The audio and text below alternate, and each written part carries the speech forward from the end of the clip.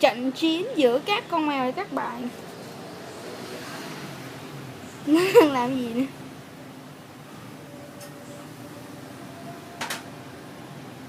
Con kia đang chịu 10 tí tớ đánh. Con kia nằm ngủ mất tiêu rồi. Nó đánh nữa. Nó đánh nhau rồi đó.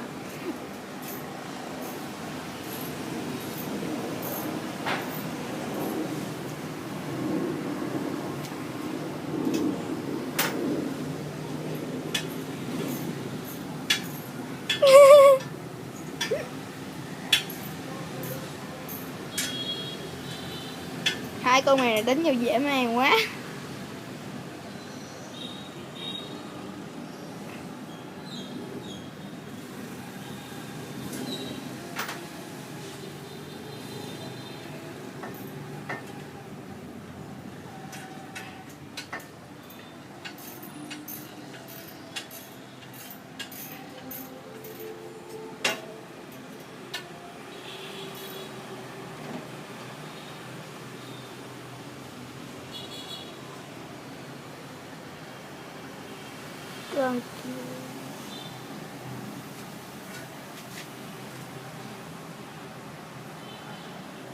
Con kia đang đi nấp hay sao vậy?